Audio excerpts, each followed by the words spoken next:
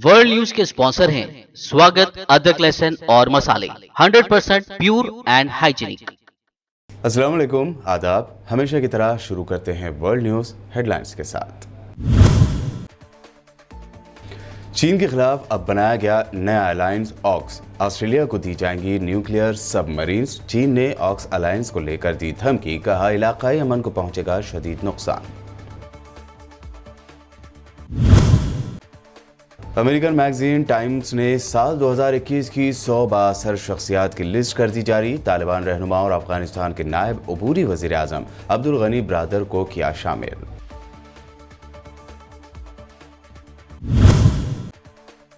तालिबान के राज में फिर एक मरतबा काबुल पर नामालूम ग्रुप ने किए रॉकेट हमले। कई रॉकेटों से दहल गया काबुल। जानी और माली नुकसान की तफसीलात नहीं आ सकी मंजर आम पर।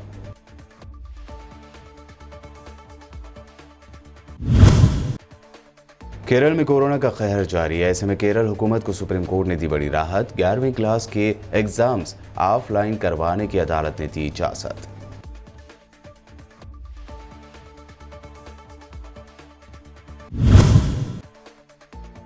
SCO चोटी कॉन्फ्रेंस का आज से हुआ आगाज। पीएम मोदी ने दहशतगर्दी के खात्मे पर दिया जोर। कॉन्फ्रेंस में ईरान, सऊदी अरब, कतर समेत दीगर अरब कंट्रीज का किया वेलकम।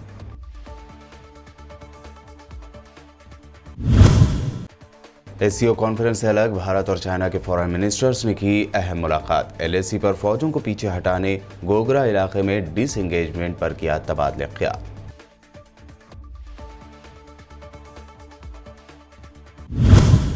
चीन के खिलाफ अमेरिका, ब्रिटेन और ऑस्ट्रेलिया ने एक नए सिक्योरिटी इत्तेहाद ऑकस का ऐलान किया है, जिसके तहत ऑस्ट्रेलिया को न्यूक्लियर सबमरीन्स मुहैया की जाएंगी और ये अलायंस इंडो पैसिफिक ताल्लुकात की नई राहें तलाश करेगा, जो इलाकाई हुदूद से बाहर भी मुमकिन हो सकती हैं।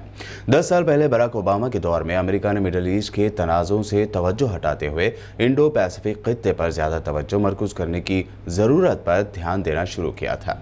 जहाँ तक ऑस्ट्रेलिया का ताल्लुक है, इस अलायंस के ज़ेर इंतजाम ऑस्ट्रेलिया अमेरिकी टेक्नोलॉजी इस्तेमाल करते हुए कम से कम 8 न्यूक्लियर सबमरीन्स तैयार करेगा और फ्रांस के साथ डीजल सबमरीन्स तैयार करने के एग्रीमेंट खत्म कर देगा। फ्रांस और ऑस्ट्रेलिया के दरमियान सबमरीन्स बनाने का DCNS नामी मुआहदा पहले से मौजूद था। इस अलायंस पर चीन ने इंतहाई नाराजगी का इजहार करते हुए कहा है कि इस अलायंस से इलाकाई अमन और इस्तेहकाम को शदीद नुकसान पहुंचेगा। अमेरिकन मैगजीन टाइम्स ने साल 2021 की 100 बाअसर शख्सियात की फहरिस्त में तालिबान रहनुमा और अफगानिस्तान के नायब अबूरी वजीर आजम मुल्ला अब्दुल गनी बरादर को शामिल किया है। अब्दुल गनी बरादर की परवरिश अफगानिस्तान के इलाके कंधार में हुई। उनकी ज़िंदगी का बेशतर हिस्सा 1970 में रूसियों के कब्जे के बाद मज़ाहमतकार के तौर पर गुजरा। उन्होंने तालिबान के बानी रहनुमा मुल्ला उमर के साथ कई जंगों में हिस्सा लिया। दोनों ने मिलकर 1990 में तालिबान की बुनियाद रखी थी, जिसका मकसद मुल्क से करप्शन का खात्मा और अफरा तफरी को ख़त्म करना था, जो रूसियों की पसपाई के बाद मुल्क में वसी पैमाने पर फैल गई थी। ख्याल रहे कि साल 2010 में पाकिस्तान ने मुल्ला बरादर को गिरफ्तार कर लिया था और 2018 में अमेरिका की जानिब से उनकी रिहाई के लिए पाकिस्तान पर दबाव डाला गया था। रिहाई के बाद मुल्ला बरादर कतर मुंतकिल हुए। कतर मुंतकिल होने पर मुल्ला बरादर को तालिबान के सियासी ऑफिस का चीफ मुकर्रर किया गया और इस दौरान उन्होंने अमेरिका से कामयाब अमन मुआहदा भी किया है। अमेरिकी एलची बराए अफगान मुफाहमत जुल्म खलीलजाद ने कहा है कि अगस्त के दरमियान में उन्होंने तालिबान के साथ आखिरी लम्हात में एक डील तय की थी, जिसमें मुज़ाकरात के ज़रिए सियासी अबूरी दौर के मामलात तय पाए ताकि सरकश अनासर को काबुल से बाहर रखा जा सके। लेकिन उन्होंने बताया कि सदर अशरफ गनी की जानिब से मुल्क से भाग निकलने के फैसले के नतीजे में ये मनसूबा धरे का धरा रह गया। जुल्म खलीलजाद ने यह इंकशाफ किया कि 15 अगस्त को तालिबान की जानिब से दारुल हुकूमत पर कब्जा करने से चंद घंटे पहले उन्होंने तालिबान से 2 हफ्ते की मोहलत का मामला तय किया था। उन्होंने कहा कि गनी के चले जाने से शहर में सिक्योरिटी का मसला पैदा हो गया, जिसकी वजह से इस दिन इस्लाम पसंद ग्रुप तालिबान ने तेजी से शहर के अंदर कदम जमा लिए। तालिबान के राज में फिर एक मरतबा अफगानिस्तान के दारुल हुकूमत काबुल पर रॉकेट हमला हुआ है। ऐनी शाहिदीन का कहना है कि जुमेरात की रात काबुल के खैर खाना इलाके में इलेक्ट्रिसिटी के एक सेंटर के करीब कई रॉकेट गिरे। रिपोर्ट मिलने तक इस हमले में मुमकिन जानी व माली नुकसानात की तफसीलात सामने नहीं आई थी और न ही इस हमले के ताल्लुक से तालिबान के सिक्योरिटी ओहदेदारों ने अब तक कुछ कहा है। अभी तक किसी शख्स या ग्रोह ने भी इस रॉकेट हमले की जिम्मेदारी नहीं ली है। अफगानिस्तान में इख्तिदार तालिबान के हाथ में आने के बाद से अब तक कई बार काबुल पर रॉकेट हमलों के अलावा इस शहर में दहशतगर्दाना धमाके हो चुके हैं। तालिबान ने 15 अगस्त को अफगानिस्तान में इख्तिदार संभाला और 7 सितंबर को अपनी अबूरी हुकूमत की काबीना के अरकान के नामों का ऐलान किया। मिडल ईस्ट के दो मारूफ मीडिया हाउस ने जानकारी दी है कि ईरान और मगरबी ताकतों के दरमियान तेहरान के जौहरी प्रोग्राम पर वियना मुज़ाकरात 3 हफ्तों के बाद दोबारा शुरू हो सकते हैं। ज़राए का कहना है कि ईरानी हुकूमत में मुज़ाकराती टीम के तयन में इख्तलाफ पाया जा रहा है, जिसकी वजह से मुज़ाकरात देरी का शिकार है। ईरानी हुकूमत अब्बास इराक़ची की जगह एक और ओहदेदार को उनकी जगह मुकर्रर करना चाहती है, जिसकी वजह से मुज़ाकरात की बहाली में मज़ीद देरी हो सकती है। एक ऐसे वक्त में जब लेबनान ईंधन और इलेक्ट्रिसिटी की शदीद किल्लत के मसले पर काबू पाने की कोशिश कर रहा है, ईरान की हिमायत याफ्ता तंजीम हिजबुल्लाह ने अमरीकी पाबंदियों के खतरे के बावजूद जुमेरात को सीरिया के रास्ते ईरान से डीजल लाने वाले ऑयल टैंकरों का इंतजाम कर लिया। लेबनान से आने वाली खबरों में कहा गया है कि हिजबुल्लाह ने लेबनान में ईरानी ईंधन लाना शुरू कर दिया है और ईरान से पड़ोसी मुल्क सीरिया से गुजरने के बाद जुमेरात की सुबह तकरीबन 20 टैंकर वादी अबीका में दाखिल हुए। ज़राए के मुताबिक अल शवागिर कस्बे के कुछ बाशिंदों ने ईरानी डीजल की आमद की खुशी में न सिर्फ हवाई फायरिंग की, बल्कि खबर यह भी है कि हिजबुल्लाह के लड़ाकों ने खुशी में RPG भी फायर किए। वहीं लोग ईरान से आए ऑयल टैंकर के सामने फूल निछावर करते हुए भी नजर आए। मिस्र की हुकूमत अदालती कार्रवाइयों या सज़ाओं की तरफ से मुतमईन होकर अपने मुखालिफिन की आवाज़ दबाने में मसरूफ़ है। ये बात इंसानी हुकूक़ की आलमी तंजीम एमनेस्टी इंटरनेशनल ने कही है। ज़राए के मुताबिक एमनेस्टी इंटरनेशनल ने अपनी एक रिपोर्ट में ऐलान किया है कि मिस्र की कौमी इंटेलिजेंस एजेंसी के अहलकार सियासी व समाजी मैदान में सरगर्म शख्सियतों के टेलीफोन और सोशल मीडिया पर उनके अकाउंट को मॉनिटर करके उनकी तफ्तीश में मसरूफ़ हैं और अगर कोई मज़ाहमत करता है तो उसके अहलखाना को जेल या तशद्दुद की धमकी दी जाती है। इंसानी हुकूक़ की आलमी तंजीम एमनेस्टी इंटरनेशनल की रिपोर्ट में सामने आया है कि हुकूमत मुखालिफ सियासतदानों की अक्सरियत ऐसी है जिसे तफ्तीश के दौरान किसी वकील तक रसाई फराहम नहीं की जाती। पाकिस्तान की रियासत खैबर पख्तूनख्वा के ज़िले लोअर डेर में नमाज जनाजा के दौरान फायरिंग में 8 अफराद की मौत हो गई, जबकि 15 दीगर जख्मी हो गए। पाकिस्तानी मीडिया के मुताबिक अवाम के 2 ग्रुप के दरमियान ज़मीन के तनाज़े की बाबत नमाज जनाजा के दौरान गोलीबारी हुई। गोलीबारी में 8 अफराद हलाक हुए, जबकि दीगर 15 जख्मी हो गए हैं। जख्मियों को करीब के अस्पताल में दाखिल करवाया गया, जिनमें से 10 की हालत नाजुक बनी हुई है। चीन में अब तक 1 अरब से ज़्यादा अफराद को कोरोना वायरस की वैक्सीन के दोनों टीके लगाए जा चुके हैं। ये तादाद उसकी कुल आबादी का 71% यानी 71% है। चीन की कौमी सेहत कमीशन के तर्जुमान ने एक प्रेस ब्रीफिंग में बताया कि 15 सितंबर तक चाइना में वैक्सीन की 2 अरब 16 करोड़ खुराकें लगाई जा चुकी हैं। चीन अपने शहरियों को चाइना में ही तैयार की गई साइनोफार्म और साइनोविक वैक्सीनें लगा रहा है। चीन 2019 के आखिर में सबसे पहले कोरोना वायरस के मरीज की तशख़ीस वहीं हुई थी और इसके शहर वुहान से दुनिया भर में इस मोहलिक वायरस की वबा फैली हुई थी। हालांकि चीन अब तक इस मोहलिक वबा पर करीब पूरी तरह काबू पा चुका है, जबकि दूसरे कंट्रीज़ भी अब कोरोना वायरस से लड़ रहे हैं। फ्रांस की हेल्थ मिनिस्ट्री के मुताबिक कोरोना वैक्सीन लगवाने से इनकार करने वाले तकरीबन 3000 हेल्थ वर्कर्स को सस्पेंड कर दिया गया है। फ्रांस ने गुज़िश्ता रोज़ ही एक नया कानून पास करते हुए मुल्क के तमाम हेल्थ केयर वर्कर्स के लिए कोरोना वैक्सीन को लाजमी करार दिया था। फ्रांसीसी हुकूमत हर एक के लिए कोरोना वैक्सीन लाजमी करार देना चाहती है। बता दें कि फ्रांस में वैक्सीन की मुखालिफत में बड़े पैमाने पर एहतजाजी मुजाहरों का सिलसिला भी जारी है। न सिर्फ एडल्ट बल्कि बच्चों को भी वैक्सीन देने के खिलाफ आवाम का एक बड़ा तबका फ्रांस में एहतजाज कर रहा है। वर्ल्ड न्यूज़ में वक्त हुआ है एक शॉर्ट ब्रेक का। ब्रेक के बाद जल्द लौटेंगे और देखेंगे अहम नेशनल न्यूज़।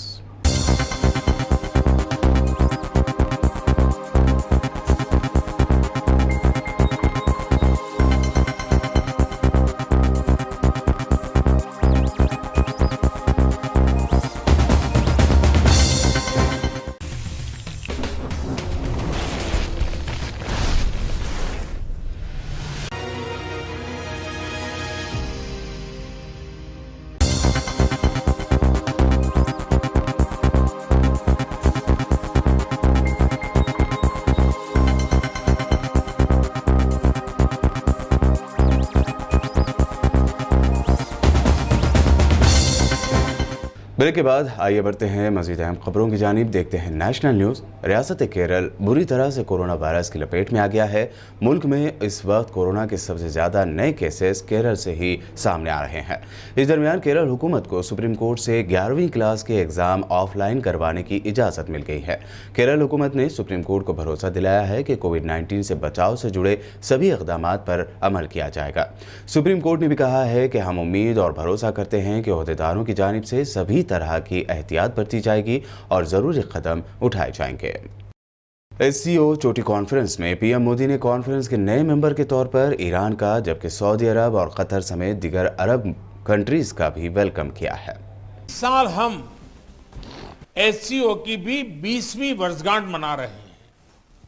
यह खुशी की बात है कि इस शुभ अवसर पर हमारे साथ नए मित्र जुड़ रहे हैं। मैं ईरान का SCO के नए सदस्य देश के रूप में स्वागत करता हूं। मैं तीनों नए डायलॉग पार्टनर्स सऊदी अरब, इजिप्ट और कतर का भी स्वागत करता हूं।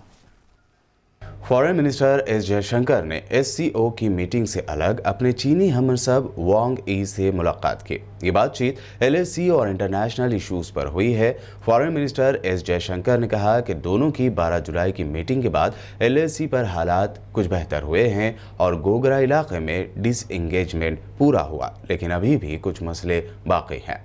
जयशंकर ने कहा कि दोनों फरीक जल्द से जल्द दो तरफा समझौतों पर पूरी तरह से अमल करते हुए LAC मुद्दा सुलझाएंगे ताकि रिश्तों पर नेगेटिव असर न हो। आज पीएम मोदी के जन्मदिन के मौके पर मुल्क भर में अलग अलग इश्यूज पर एहतजाजी दिन मनाया जा रहा है। कांग्रेस ने पीएम मोदी के जन्मदिन को कई तरह के एहतजाज का दिन करार देते हुए कहा कि उनकी गलत पॉलिसियों की वजह से मुल्क में कोरोना से लाखों अमवात हुई। क्यों 17 सितंबर को ये मनाना जाना चाहिए? मोदी जी, आपकी उदासीनता, आपकी विफलता से देश में त्राहिमाम मचा। इस देश में दवाइयों की किल्लत हुई, इस देश में वैक्सीन की किल्लत हुई। आपने फोटो तो खूब खिंचाई, लेकिन वैक्सीन का ऑर्डर भी आपने लेट दिया और कम वैक्सीन भी दी, और उसी लिए 18 करोड़ 70 लाख लोगों को ही अभी डबल डोज लग पाई है, जो हमारी जनसंख्या का मात्र 13% है। जून में 93 देशों ने हमसे ज्यादा प्रतिशत में अपने जनसंख्या को डबल डोज लगाया था। 93 देश हमसे आगे थे जून में। सितंबर में कल तक 113 देश हमसे आगे हो चुके हैं। हम क्यों पिछड़ रहे हैं? क्योंकि आपको दीदी और दीदी करना था। आपने ना वैक्सीन की सोची, ना ऑक्सीजन की सोची, और लोग तड़प तड़प के मरे। और कल इस मंच से जो बात हुई है वो पाप है। आपने ICMR के साथ जो आंकड़े थे उसके साथ छेड़खानी हुई, जिससे आपकी इमेज आपकी सुविधा के लिए। इसका जवाब कौन देगा?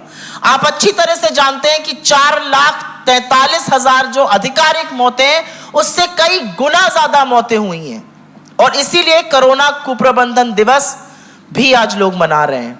रियासत उत्तर प्रदेश में बारिश ने अब तबाही मचाना शुरू कर दी है। लगातार हो रही मूसलाधार बारिश ने अब तक 42 लोगों की जान ले ली है। तेज बारिश की वजह से सड़कें तालाब का मंजर पेश कर रही हैं, जबकि लोगों के घरों में गंदा पानी दाखिल हो गया है। इस दरमियान CM योगी ने ओहदेदारों को बारिश से हुए नुकसान का अंदाजा लगाने के लिए फील्ड पर जाने के अहकाम दिए हैं। बाराबंकी में बारिश का सबसे ज्यादा कहर बरपा हुआ है। यहाँ पिछले कई घंटों से लगातार बारिश हो रही है। कई इलाकों में घरों की दीवार ढह गई। बाराबंकी में बारिश के कहर से अब तक 12 लोगों की मौत की खबर है। महलूकीन में खवातीन और बच्चे भी शामिल बताए गए हैं। दिल्ली में आज तीनों ज़रे क़वानीन को 1 साल पूरा हो गया है। इस ज़िमन में अकाली दल मुजाहरा कर रहा है। मुजाहरे के दौरान शिरोमणि अकाली दल के सुखबीर सिंह और हरसिमरत कौर बादल समेत 15 अकाली लीडरों ने गिरफ्तारी दी है। दरअसल इस मौके पर बड़ी तादाद में अकाली दल के कारकुन जमा हुए थे। ये लोग गुरुद्वारा रकाबगंज से संसद भवन तक मार्च निकालने के लिए मुजाहरा कर रहे थे। इस मुजाहरे को लेकर दिल्ली पुलिस ने सिक्योरिटी बढ़ाई थी। दिल्ली पुलिस ने दावा किया था कि मार्च की इजाज़त नहीं दी गई है। एक्टर सोनू सूद के घर और ऑफिस समेत 6 ठिकानों पर महकमा इनकम टैक्स ने मुसलसल तीसरे दिन छापामार कार्रवाई की है। ज़राए ने दावा किया है कि महकमे को इस छापामारी में टैक्स की हेराफेरी के पुख्ता सबूत मिले हैं। ये टैक्स की हेराफेरी सोनू सूद के पर्सनल फाइनेंस से जुड़ी हुई है। ज़राए से मिली इत्तला के मुताबिक अपनी फिल्मों से मिली फीस में टैक्स की बदउनवानी देखी गई है। इन बदउनवानियों के बाद अब इनकम टैक्स महकमा सोनू सूद की चैरिटी फाउंडेशन के अकाउंट्स की जांच भी करेगी। खबर है कि इनकम टैक्स महकमा इस मामले से मुताल्लिक सारे सवालों की जानकारी देने के लिए आज शाम को प्रेस कॉन्फ्रेंस कर सकता है। इससे पहले कल सोनू सूद ने ट्वीट करते हुए इनकम टैक्स के इन छापों पर लिखा था कि सच को परेशान किया जा सकता है लेकिन हराया नहीं जा सकता। मैं गरीबों की मदद करता रहूंगा।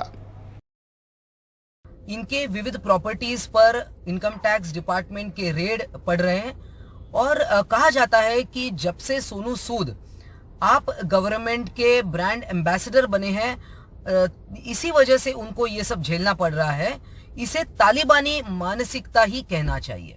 आसाम में बीजेपी की हुकूमत आने के बाद नए नए रूल्स अपनाए जा रहे हैं। अब नई खबर ये सामने आई है कि आसाम में शॉर्ट्स पहनने की वजह से एक लड़की को एग्जाम सेंटर में जाने नहीं दिया गया।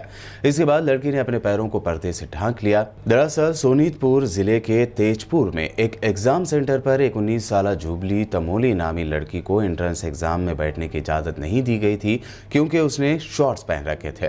फिर उसने अपने पैरों के चारों ओर पर्दा लपेट लिया। जुबली का कहना है कि अहदेदारों ने उन्हें मुनासिब जांच करने के बाद एग्जाम सेंटर में एंट्री करने की इजाज़त दी थी और जब वो एग्जाम हॉल में दाखिल हो रही थी तब एक सुपरवाइज़र ने उन्हें इंतज़ार करने के लिए कहा। फिर चंद अहदेदारों ने जुबली को बताया कि छोटे कपड़े पहनने की इजाज़त नहीं है। जुबली का कहना है कि लड़की शॉर्ट ड्रेस क्यों नहीं पहन सकती, क्या इसकी कोई सही वजह है? बहरहाल ये मामला बढ़ता ही जा रहा है और सोशल मीडिया पर वायरल हो रहा है। আজি বিশ্বনাথ চাৰিআলিৰ পৰা আহিছোঁ। ৰাতিপুৱা মই 10:30-11টা মানত তাৰ পৰা আহিলোঁ।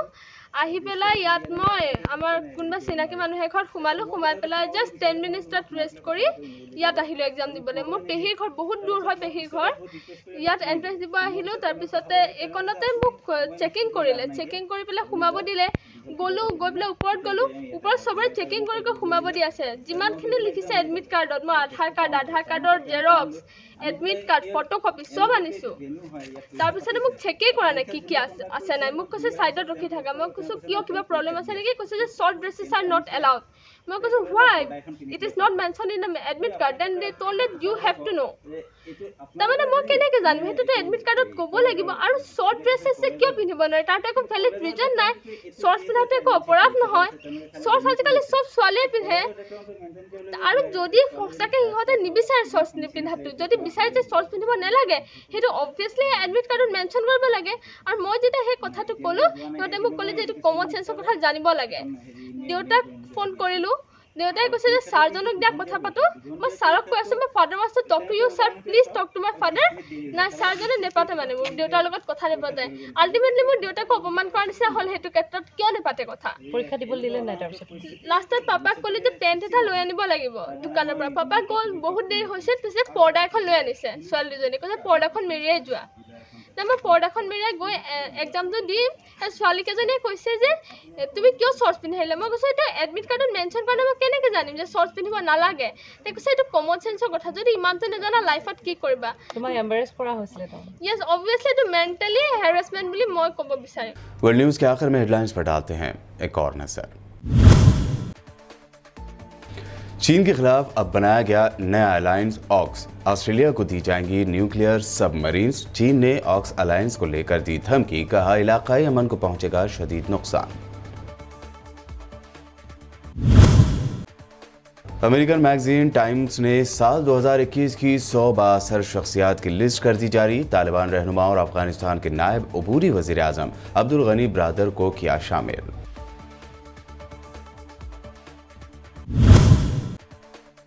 तालिबान के राज में फिर एक मरतबा काबुल पर नामालूम ग्रुप ने किए रॉकेट हमले। कई रॉकेटों से दहल गया काबुल। जानी व माली नुकसान की तफसीलात नहीं आ सकी मंजर आम पर।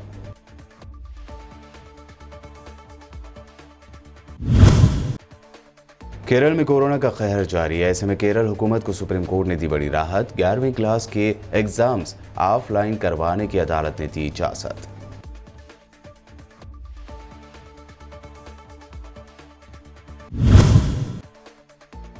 SCO चोटी कॉन्फ्रेंस का आज से हुआ आगाज। पीएम मोदी ने दहशतगर्दी के खात्मे पर दिया जोर। कॉन्फ्रेंस में ईरान, सऊदी अरब, कतर समेत दीगर अरब कंट्रीज का किया वेलकम।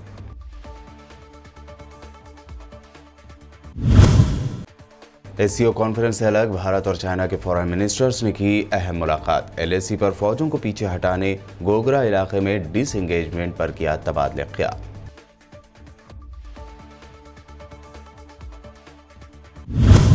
वर्ल्ड न्यूज़ में अभी आपने देखी अहम इंटरनेशनल और नेशनल न्यूज़। ताज़ा तरीन खबरों और दिलचस्प प्रोग्राम्स के लिए बने रहिए हमारे साथ और देखते रहिए BBN चैनल।